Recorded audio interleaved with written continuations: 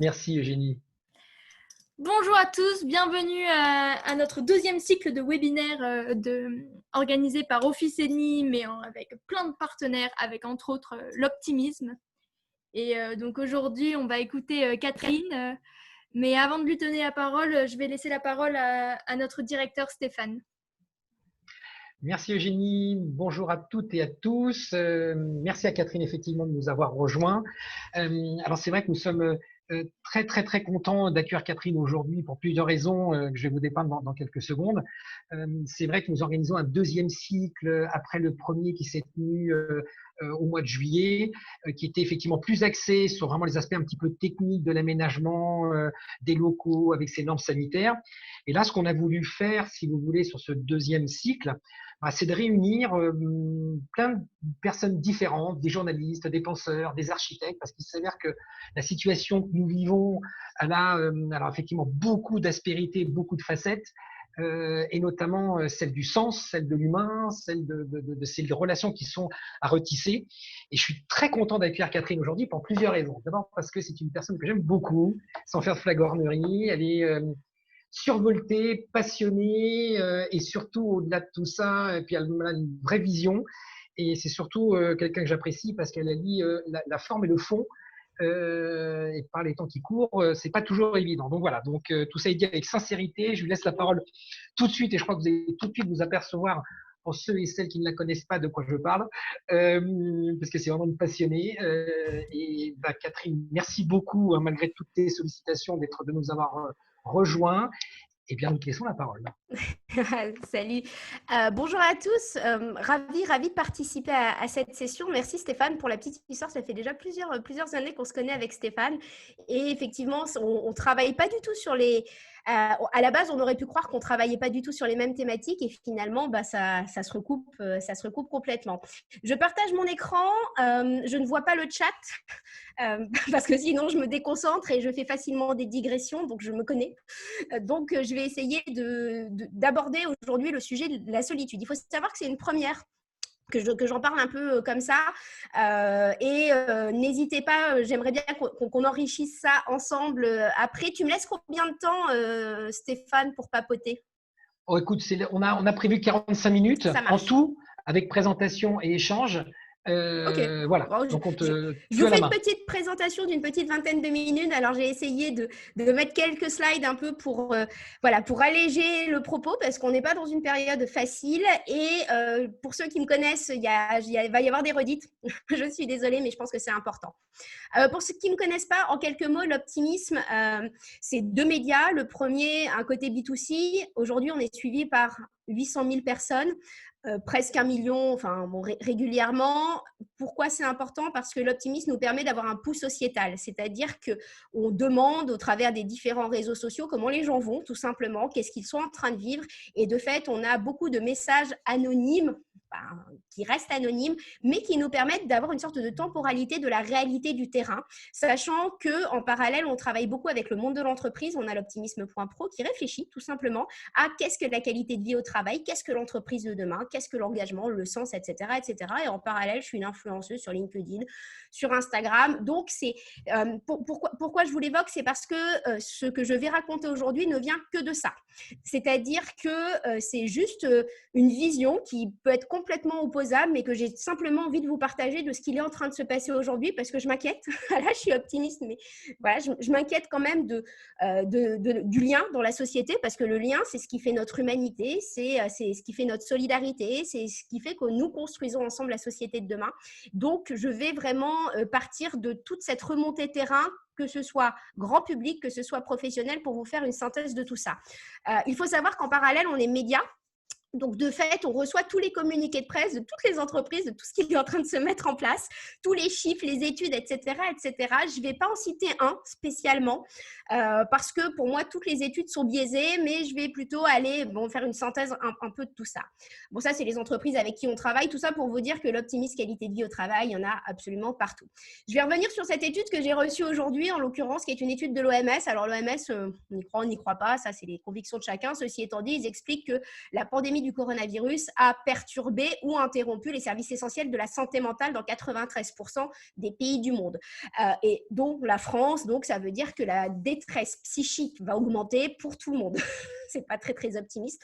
Par contre, l'enjeu, c'est de montrer d'où on part. Je reviens sur un tabou parce que je parle du lien. Il y a un tabou dont on ne parle pas beaucoup en ce moment, c'est qu'il y a des gens qui vont très bien. Voilà.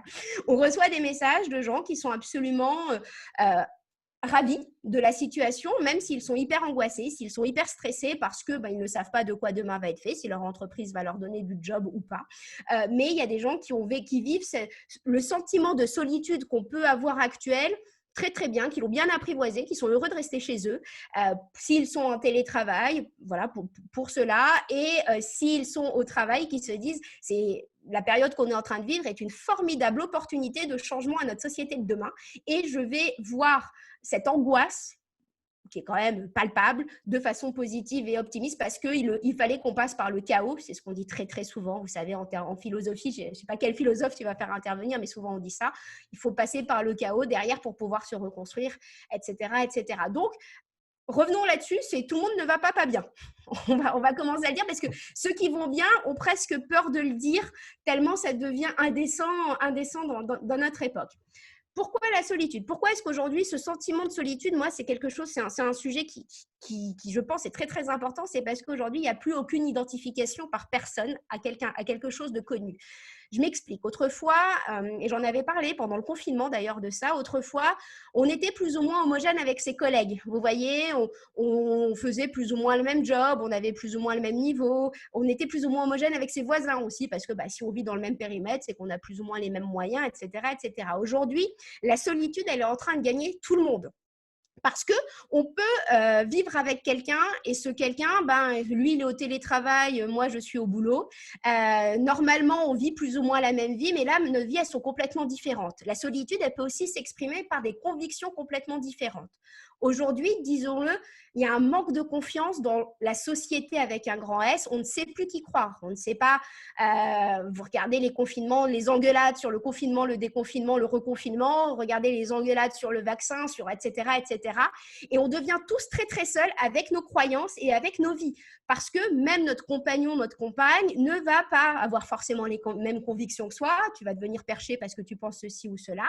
Et en parallèle, lui va aller au travail, du coup, il ne va pas se rendre compte de ta solitude à toi ou l'inverse.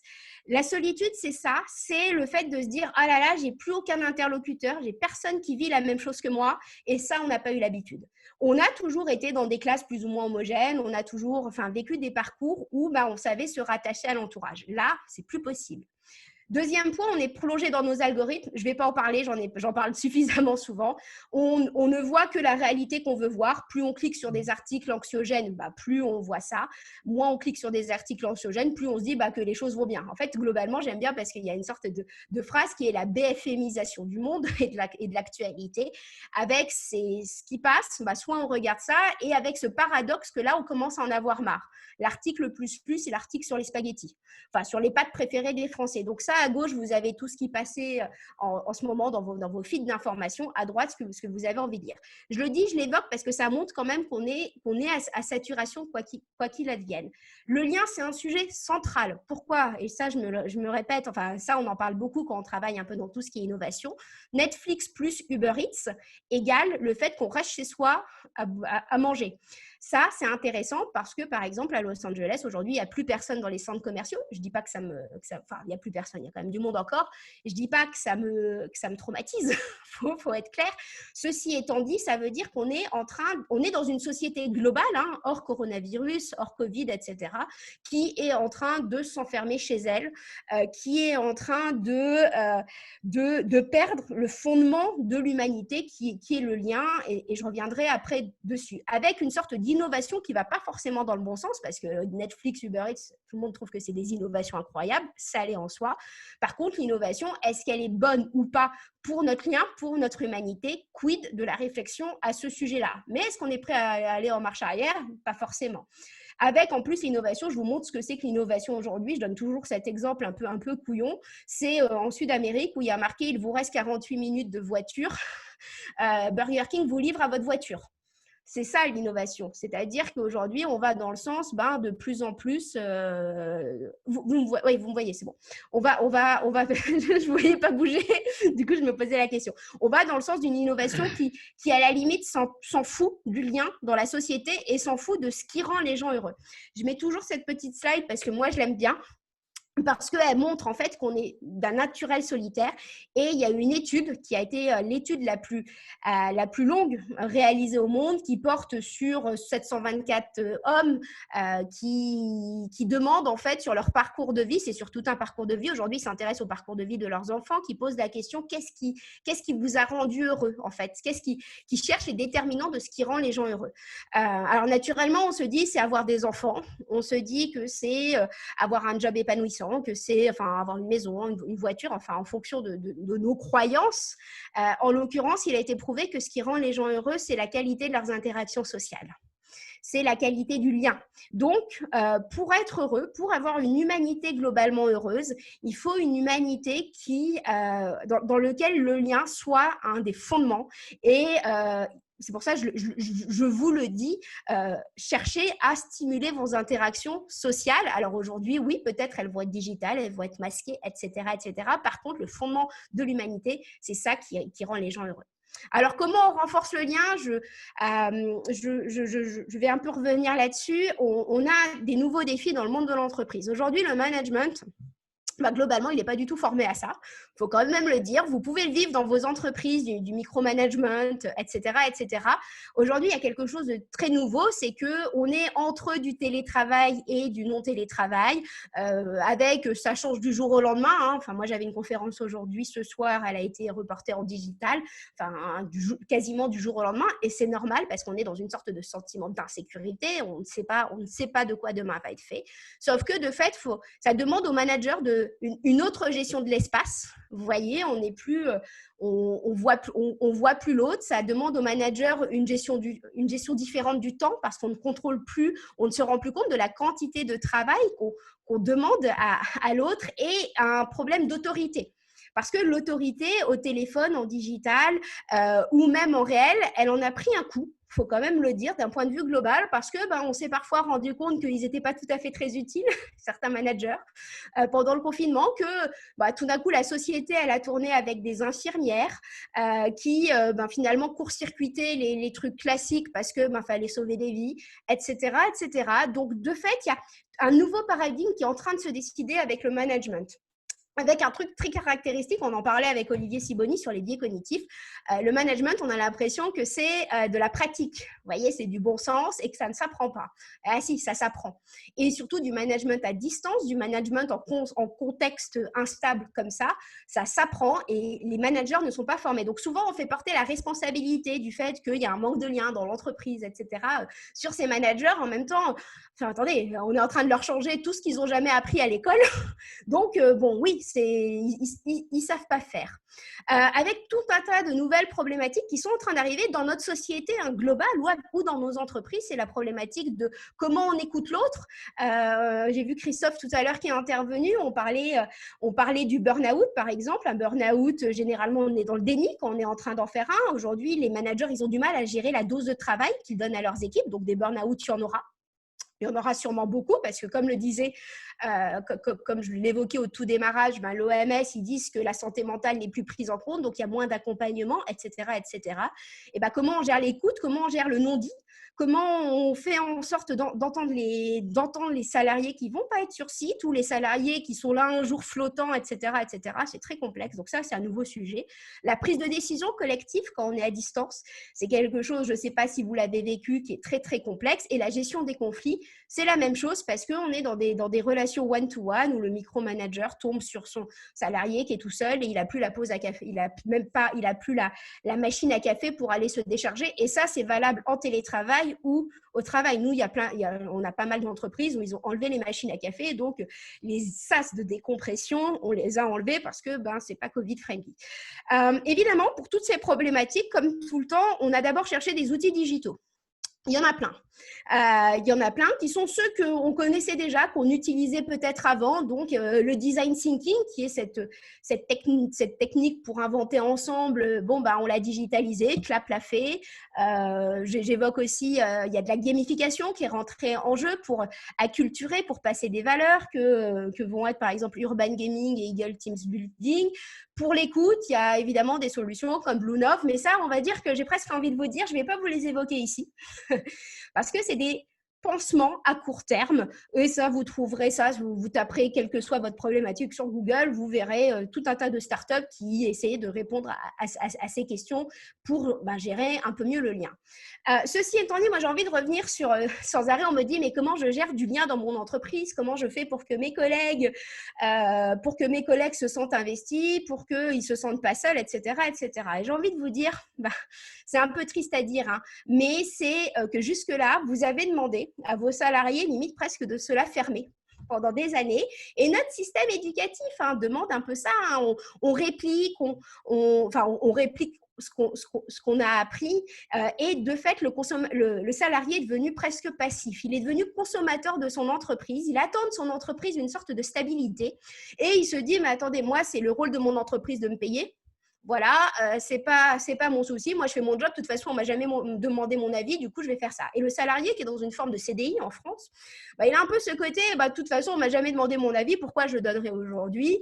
Et il n'y a pas de sentiment d'utilité. Il n'y a rien de plus difficile à gérer que le fait de se sentir inutile. D'autant plus si on a été en télétravail où tout d'un coup, on nous a dit qu'on servait à rien.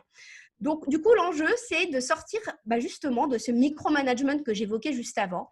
Et pour en sortir, ce n'est pas les managers qui vont forcément y arriver. Ça demande aussi du courage du salarié qui doit, aujourd'hui, pour faire survivre son entreprise, aller donner son idée et pour montrer son utilité. Parce que dans un monde qui bouge, l'entreprise, elle bouge. Vous voyez, on ne peut plus avoir de la stabilité. C'est juste plus possible techniquement parlant.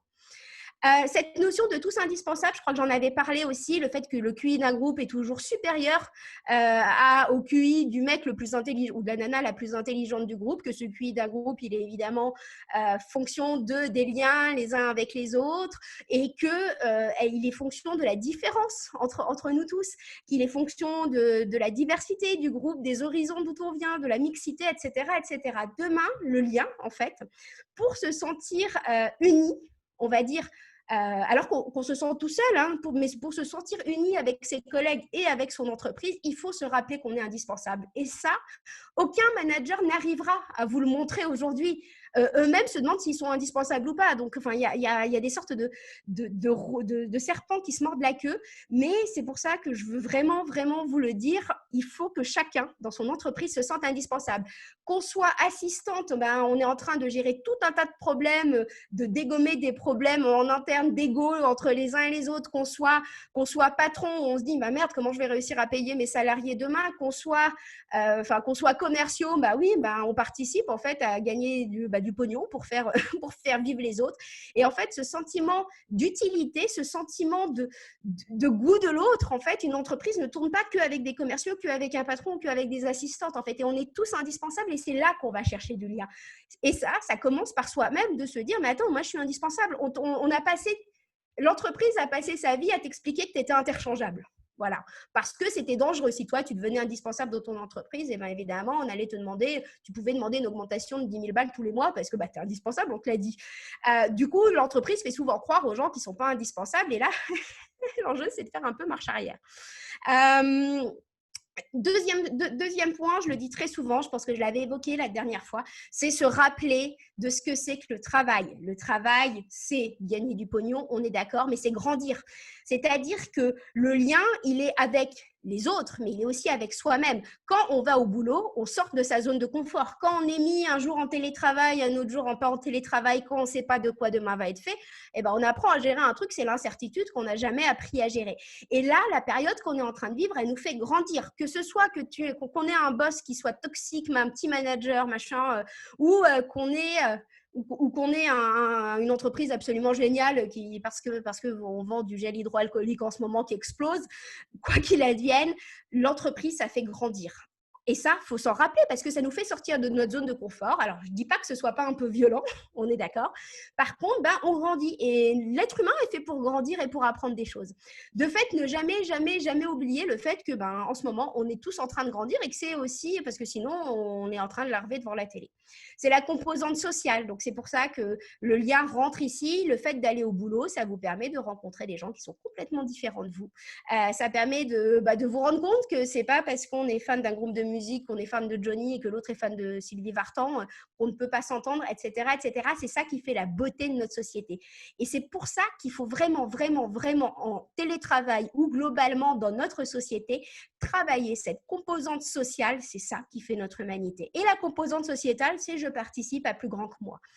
Tout à l'heure, je vous disais, j'évoquais le fait qu'on était tous polytalents, enfin, que c'était la multiplicité de nos talents qui construisait une entreprise. Et la composante sociétale, c'est aider, participer à faire en sorte que tout le monde puisse être payé dans l'entreprise.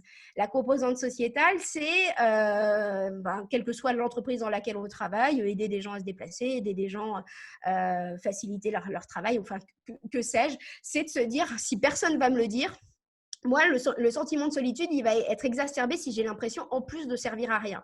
Mais qui qu'on soit, on sert à quelque chose, en fait.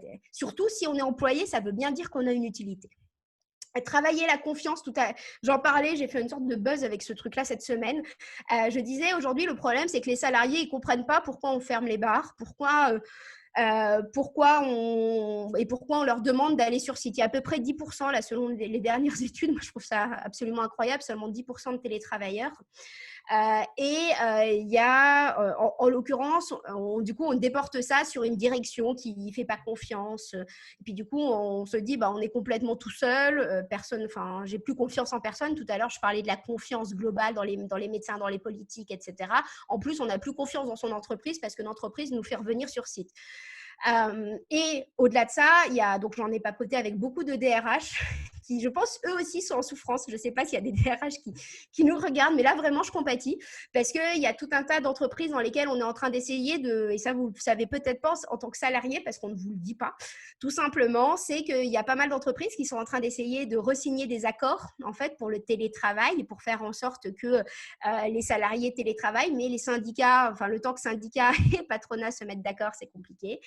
Il y a des entreprises où finalement, on a des accords de télétravail, mais c'est laissé à la discrétion du manager. Tout à l'heure, je vous disais que les managers n'ont pas été formés à donner de la liberté aux salariés. Donc, de fait, ils ne donnent pas. Et du coup, il y a tout un tas de problématiques. Et puis, tu as ceux qui se disent, ouais, mais ça fait une différence entre l'école bleue et l'école blanc. Il y a ceux qui se disent, ouais, mais moi, si je ferme, derrière, il y a autour de chez moi, j'ai 4-5 restos qui ne vivent que de mon entreprise parce qu'on est dans un petit patelin paumé, ça va flinguer le resto.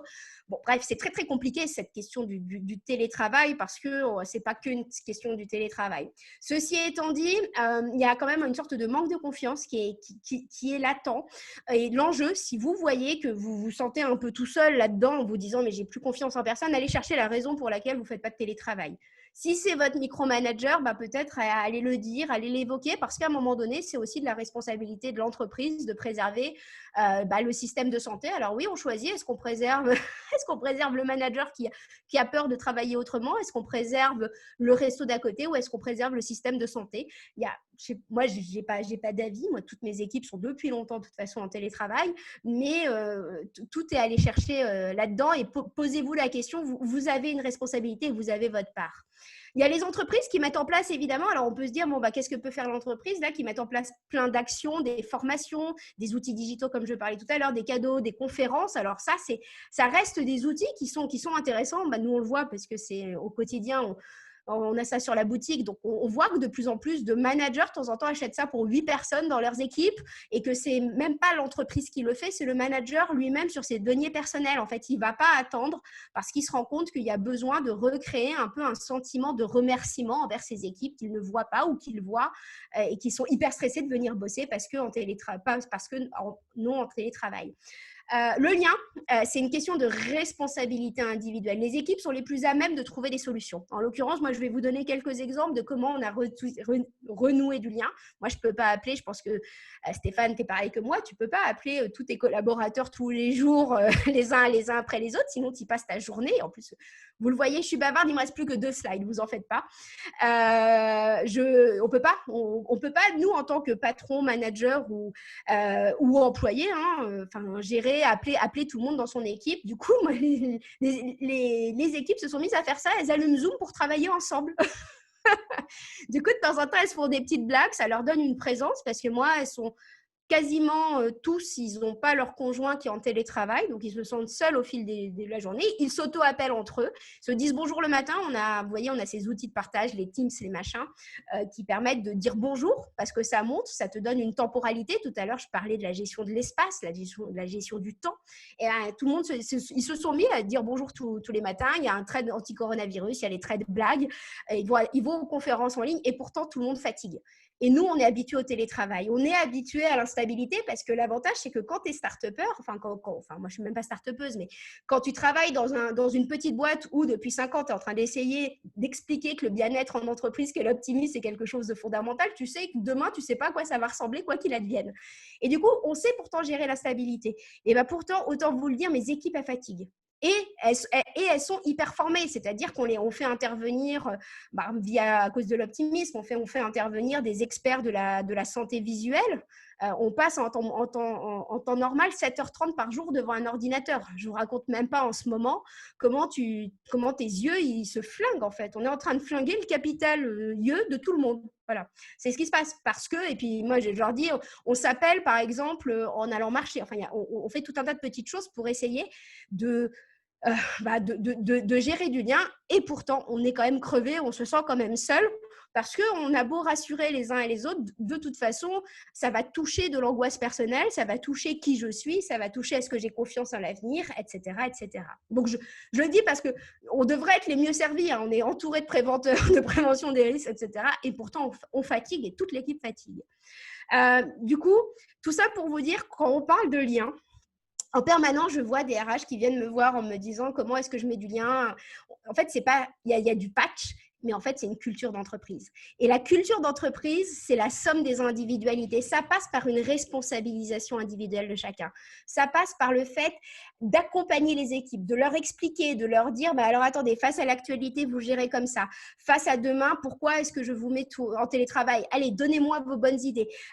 Et globalement, quand vous regardez, ce que je vous ai évoqué là, c'est à peu de choses près, les déterminants du bonheur au travail. Tout ce pourquoi, pendant des années, on s'est moqué, qu'on avait un peu relégué au plan du petit baby-foot ou de la fontaine à chocolat. Tu m'évoquais la fontaine au chocolat, Stéphane. Moi, j'ai jamais eu de fontaine au chocolat, mais j'aimerais bien une fontaine au chocolat. Mais tout ce truc caricatural tel qu'il a été évoqué pendant des années dans dans les médias. En l'occurrence, aujourd'hui, c'est la colonne vertébrale de l'entreprise. Aujourd'hui, on ne peut plus faire semblant. C'est-à-dire que si vous faites semblant, vous allez tomber en burn-out même pour vos meilleurs, hein, et les autres, ils vont se casser parce que de toute façon, ils n'auront plus ceux que vous voulez garder, ils n'ont plus aucun sentiment d'appartenance et ils vont se dire, de toute façon, je peux être embauché partout en France parce que je serai embauché en télétravail. Du coup, vous voyez, tout ce qu'on a pu rire pendant un moment, en fait, c'est demain le fondement de notre entreprise. Et je répète du coup ce que j'avais dit, je pense, il y a déjà 3-4 ans, on en avait parlé, Stéphane. La qualité de vie en entreprise, le bien-être des salariés, c'est la condition sine qua non à la pérennité de nos entreprises. Et maintenant, j'ai presque envie d'élargir de nos entreprises, de nos sociétés et de notre société d'un point de vue global. On ne pourra pas faire autrement que de s'intéresser à qui on est en tant qu'humain, d'accompagner cette individualité, d'arrêter de déposséder les gens de leurs propres capacités, de leur redonner confiance en eux, parce que si tu as confiance en toi, tu auras plus confiance dans l'avenir. Et ça, de rappeler, de rabâcher ce que le système scolaire ne nous a pas appris, ce que l'entreprise jusque-là ne nous a pas appris en disant mais on est tous indispensables et on est tous exceptionnels. Voilà. Je pense que j'ai fini. Merci beaucoup, Catherine. Merci beaucoup. Je suis partie dans tous les sens. Excusez-moi. Non. Je pense que c'était passionnant. Tu nous livres les premières questions, Eugénie?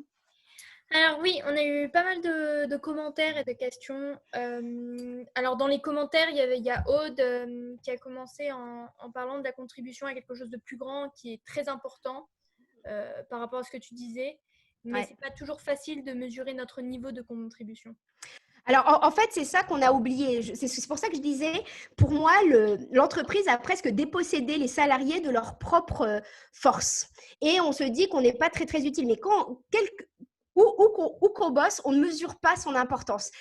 Et c'est ça qui est l'avantage, par exemple, quand tu es auteur, tu as des gens qui viennent te dire ah, ce truc-là, ça a changé ma vie il y a 5 ans, tu vois, parce que vous avez écrit un livre, on vient me le dire. Et puis moi, un jour, j'ai une de mes meilleures amies, je vous donne cet exemple voilà, qui est très parlant.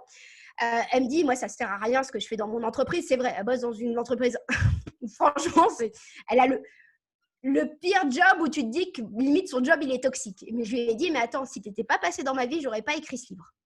Et il y a ce qu'on fait, le fait de faire quelque chose et le fait d'être quelqu'un.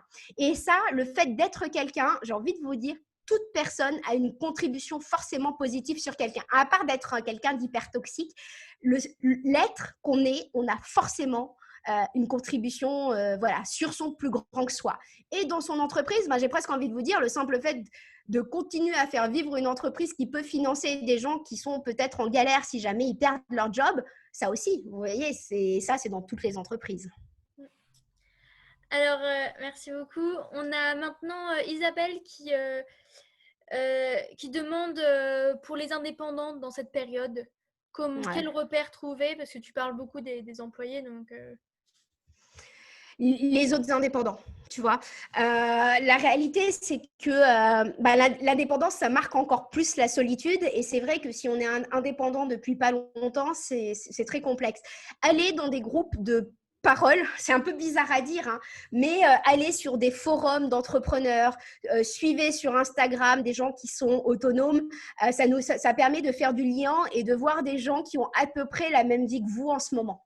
Et ça permet, et puis limite, d'aller contacter des gens par le digital. Ce n'est pas les mêmes relations, par contre, elles sont fondamentales parce que tout à l'heure, on parlait du lien, mais le lien, c'est aussi la parole. C'est le fait de s'exprimer, de se dire, ah, mais je ne suis pas le seul à vivre ça.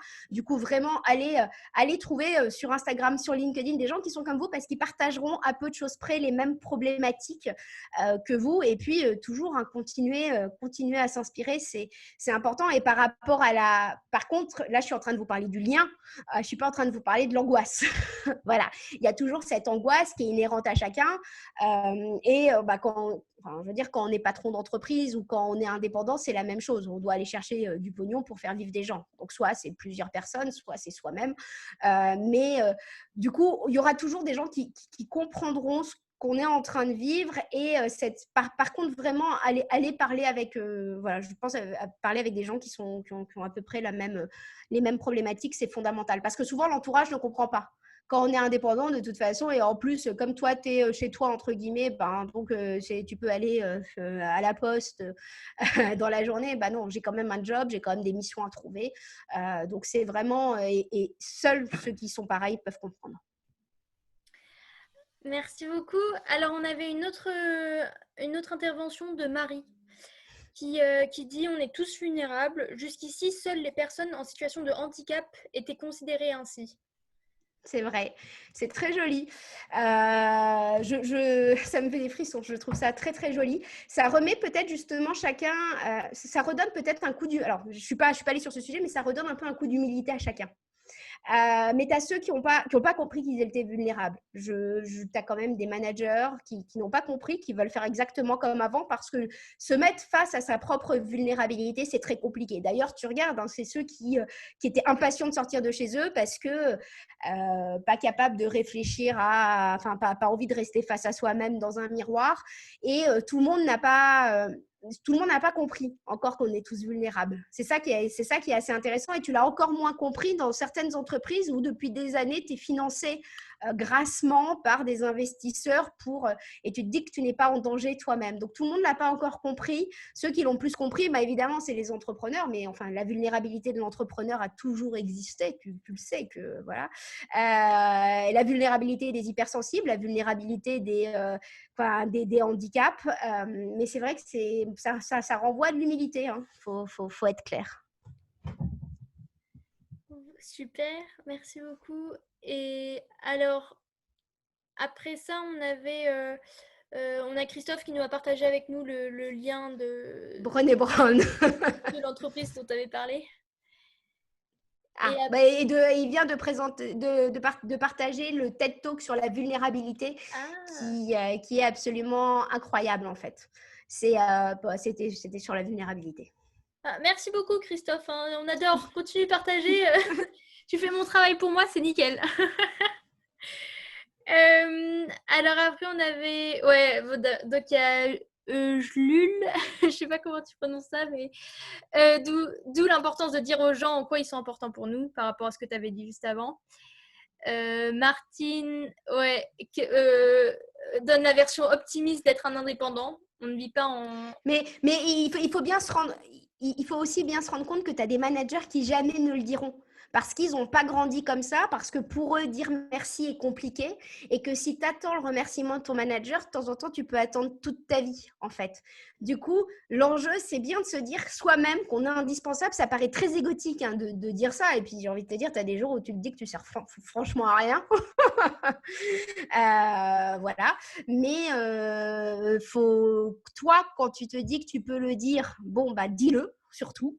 Mais toi, en tant qu'humain, ne t'attends pas forcément à ce que l'autre le fasse parce qu'il le fera peut-être dans d'autres mots. Tu vois, c'est comme dire je t'aime. Tu as des gens qui vont le dire hyper facilement et tu en as d'autres qui vont le montrer.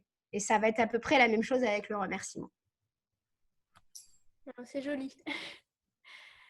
Alors, il y a Julie qui te remercie pour cette intervention, qui dit qu'en parlant de dire à quel point, de parler de l'importance des gens, elle dit « J'adore votre dynamisme et ces beaux éclairages sur la vie, l'entreprise, l'humain. » J'avais une petite question pour toi, Catherine.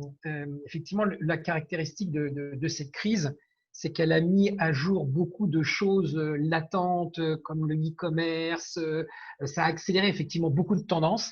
Est-ce que tu ne crois pas que également ça met autre chose quand même en lumière qui dépasse le cadre du Covid et de l'entreprise, qui est que est-ce qu'au fond ne sommes-nous pas d'une manière générale des individus qui vivons dans une collectivité et qui ne formons pas un collectif, et qu'en fin de compte le problème, si tu veux, qui va bien au-delà effectivement de l'entreprise, est-ce que c'est pas fondamentalement cette capacité de tous à vivre ensemble qui font que le non-vivre ensemble crée du mal-être, et que en période de Covid comme celle-là, comme celle que nous vivons, cette période de crise intense, met encore plus en lumière ce fait-là, et que le mal-être que ça génère va encore être supérieur. Ah ouais, non, mais ça va être terrible. Hein. Nous, on papote avec des médecins qui nous disent que les décès, ça va être à horizon 3 ans, les suicides. Du coup, ça va exacerber le mal-être, mais de toute façon, la notion du lien, on l'a complètement oubliée au profit d'un consumérisme individuel et de possession. Enfin, je ne veux pas rentrer là-dedans parce que sinon, si tu me lances là-dessus, mais tu regardes même l'articulation de nos villes. Nos villes, elles sont de plus en plus aseptisées, etc., etc. Et or, il a été prouvé que ce qui rendait les gens heureux au sein d'une ville, c'était les espaces verts et les lieux de rencontre. Et tu as de plus en plus de villes. On a été la génération d'ingénieurs un peu Star Trek, tu sais, qui ont monté des immeubles très aseptisés. Enfin, ils avaient grandi avec Star Trek. C'est pour ça que l'imaginaire des enfants dans la concrétisation de leur job est hyper important. Donc, tu sais, toute cette génération d'ingés qui avait grandi à Star Trek, qui a reproduit des... Enfin, toi, tu dois bien le voir avec tout ce qui est archi, des trucs très aseptisés où les gens, où il n'y a plus de verdure, où il n'y a plus de lieu de rencontre. Il y a eu ça, hein, c'est cette sorte d'individualisme qui a monté pendant des semaines, et on nous a pas appris le goût des autres. Faut aussi dire, quand tu étudies à l'étranger, tu fais des projets ensemble, tu te rends compte que l'autre est différent. La politique, qui était quand même autrefois un outil social, tu sais, tu réfléchis à l'agora. Aujourd'hui, c'est un outil égotique. Tu vois, autrefois, il y avait les lieux de rencontre, c'était, comment ça s'appelle, les églises, par exemple. Alors, tu étais quand même classé, mais c'était un lieu de partage et d'échange. Aujourd'hui, c'est plus ça, tu vois, limite, c'est quelques familles bien pensantes. Il y a plus ces lieux de partage et d'échange qui te donnent le goût le goût des autres. Et Martine qui dit, oui, en plus, tu as les bars qui ferment, tu vois, enfin, c'est... Et c'est vrai que comme on ne l'a pas appris, et c'est notre responsabilité individuelle de se dire, mais attendez, l'autre est fantastique et j'ai envie de le rencontrer, c'est mon voisin de palier en fait. Ce que tu es en train de toucher du doigt est un élément très important, parce que je pense que très souvent, on ne s'aperçoit pas qu'on est nous-mêmes les propres artisans, les fossoyeurs d'une situation. Exactement. Je prends un exemple tout bête, hein, je ne vais pas critiquer Amazon, mais Amazon, c'est très très bien, et ce sont les mêmes personnes qui se plaignent de la désertification des centres-villes. Donc, on veut tous des t-shirts à 2 euros sans se rendre compte des conséquences qui sont derrière. Alors, c'est un peu grossier ce que je viens de dire parce que tout le monde n'a pas les moyens de mettre 30 balles dans un t-shirt, mais je pense qu'on est des artisans, comment dirais-je, de ces situations, qu'on a toujours souvent tendance à projeter la responsabilité sur le politique ou autre, alors que très souvent, on est les artisans d'eux. Hein, aujourd'hui, le trou de la sécurité sociale, c'est pas que le clandestin qui est à la porte de la chapelle, c'est les 80 milliards de faux arrêts de travail, de tout un tas de sujets qu'on consomme tous parce qu'on consomme, c'est facile, que ça pose pas de questions, qu'on ne s'interroge pas sur tout ça, sur notre propre responsabilité de ces situations. Et tu l'as soulevé, c'est vrai que dans une entreprise, c'est à la fois des managers qui ne savent pas, c'est peut-être aussi des gens qui, voilà, tout ça, ce sont des sujets très complexes. Et que si je peux me permettre une dernière question, est-ce que tu ne penses pas qu'en fait, que cette situation, au-delà du télétravail, on a quand même, je sais pas, j'ai l'impression qu'il y a plus de dangers que de gains, hormis les gains immédiats, qui sont effectivement la facilité, une nouvelle évolution qui est importante, hein, la façon de travailler, mais ce qu'on a quand même, tu as employé tout à l'heure un truc, le Uber Eats et comment dirais-je, et le Netflix. Est-ce qu'en fin de compte, cette situation-là, c'est pas ça qui est en train vraiment d'émerger, c'est un renforcement de l'individualisme. Alors oui, on va y gagner en temps de transport sur un jour ou deux. Est-ce que cette crise ne va pas encore aggraver cet individualisme? En fait, c'est pour ça qu'il faut l'accompagner parce qu'il y a des fausses croyances comme quoi c'est plus cool de bosser en télétravail, par exemple, parce qu'il n'y a pas les transports, etc. Mais c'est pour ça que je revenais sur le fait qu'on est tous différents. Tu as des gens qui sont des humains incroyables et qui préfèrent rester tout seuls chez eux. Voilà. Il y a aussi ça et on n'est pas tous câblés de la même façon. Pour ce qui est de l'hyperconsommation. Et c'est ça qui est marrant, c'est que tous les sujets sont… Moi, je suis une ancienne du développement durable et du marketing digital. Donc, je vois bien la distorsion entre sauver la planète, mais attention, consommer pour que la France aille bien. Mais c'est parce que notre société est dessinée par rapport à la valeur travail. Elle n'est pas dessinée par rapport à la bonheur bien-être parce que tu as des gens qui, par exemple, sont des artistes qui vivent très bien un padre toute la journée et ça va bien, on peut être très, très à l'aise avec ça. Et en fait, dans une société qui est câblée autour de la valeur travail, on cherche à faire travailler tout le monde. Du coup, pour faire travailler tout le monde, de facto, effectivement, il faut faire consommer les gens. Et c'est parce qu'on n'arrive pas à réinventer peut-être ce système-là qui nous pousse, comme tu dis, à une sorte d'hyper-consumérisme aussi parce que et puis on n'a même plus le goût de l'objet. Tu vois, effectivement, il y a l'aspect financier et puis tu as aussi tous ceux qui consomment comme des couillons. Enfin, j'en ai fait partie à un moment donné, donc j'ose le dire. Je consommais pour consommer, tu vois, ça n'avait aucun sens. Je me rendais même pas compte que je faisais un acte d'achat. Enfin, j'en étais arrivée à ce stade-là, je me baladais, j'achetais des conneries. C'est bien, j'ai des fringues, je pense, jusqu'à la fin de ma vie, quoi. Mais c'est aussi cette réflexion, on n'a pas questionné le bonheur, tu vois, on est en train le bonheur est devenu du like, je ne sais pas si vous avez vu comment ça s'appelle, The Social Dilemma sur Netflix, derrière nos écrans de fumée. Alors, j'aime pas trop la deuxième partie, j'aime bien la première. C'est assez controversé, hein, comme documentaire, quand même. Hein. La deuxième partie, c'est de la propagande. La première, ça te donne quand même les effets dopamine quand les gens like quelque chose. T'as comment ça s'appelle, ta dépendance. En fait, on s'est déplacé de être, et c'est ça qui nous rend heureux. C'est pour ça que je remettais le fait que le lien était ce qui nous rend heureux. On a déplacé l'être à l'avoir, en fait. Et du coup, on croit que ça nous rend heureux de consommer, etc. Mais vous regardez, là, ce qui se passe, c'est que les jeunes qui ont un peu cette puissance intellectuelle dosée, qui n'ont pas encore trop de famille, etc., ils sont en train de démissionner, de quitter Paris et de partir vivre dans des communautés pour faire des communautés autonomes. Tu vois, complètement désolidarisé jusque le système économique. Donc, regarde toute la vague collapsologue, théorie de l'effondrement. Je suis désolée, c'est pas très optimiste, mais tu m'envoies sur ce sujet-là. Mais effectivement, on a confondu avoir et être, et ce qui rend les gens heureux, moi, ma thématique, c'est quand même le bien-être des salariés, je fais plein de conférences, c'est le fait d'avoir… aller bosser, ça nous rend heureux. Il faut le dire, hein, c'est pour ça que quand tu es au chômage, mieux vaut que tu ailles t'investir dans des associations parce que oui, tu n'as pas les sous, mais tu grandis, tu améliores tes compétences, tu as une activité sociale et une activité sociétale. Et du coup, c'est pour ça qu'en fait, on nous a pas fait comprendre en fait les choses. On nous a pas appris que le fait d'aller bosser, tu rencontres l'autre. Tu vois, et que si tu as déjà plein de potes, tu peux rester chez toi, tu vois. Si tu connais tout ton immeuble, si tu vis un peu retranché dans une maison avec 50 personnes, le remote, c'est un peu le remote, tu sais, qui était un peu à la mode du mec qui est tout autour du monde. Ça va bien, il n'a pas de problème de sociabilisation. Par contre, le mec qui est tout seul dans son appartement et qui est vachement content de posséder plein de trucs, mais qui lui sert à rien, ça va pas le rendre heureux, en fait.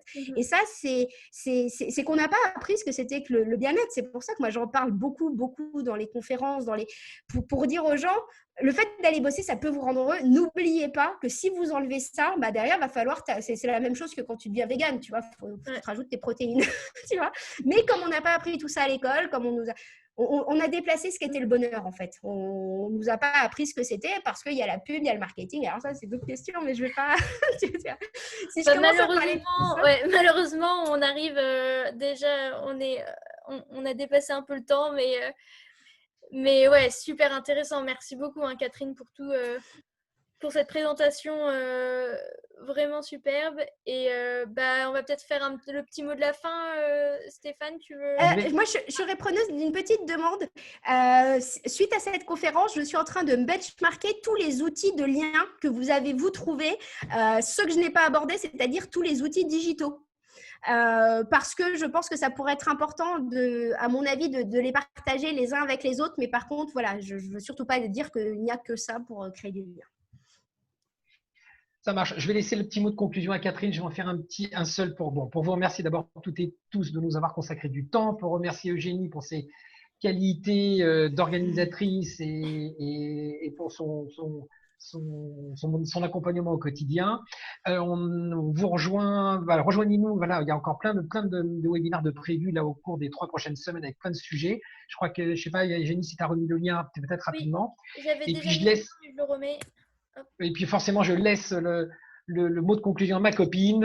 Oui, je vous avais pas menti, elle est passionnante et passionnée, donc je te laisse le mot de conclusion. Non, déjà merci Officeni de sortir peut-être du cadre, tu vois, d'ouvrir le questionnement. J'espère que je vous aurai donné des brins d'optimisme sur situation un peu catastrophique et surtout de rappeler qu'on est tous indispensables. Et c'est ça, je crois que le maître mot, on est tous responsables, comme le disait Stéphane. On crée une humanité, une humanité n'est ni plus ni moins qu'un groupe de personnes et c'est nous-mêmes qui pouvons déplacer le centre de gravité de la norme. Parce que ce qui se passe aussi, c'est que les choses ne changent pas parce qu'on l'était, parce qu'on n'ose pas s'exprimer. Alors que quand on ose s'exprimer, on se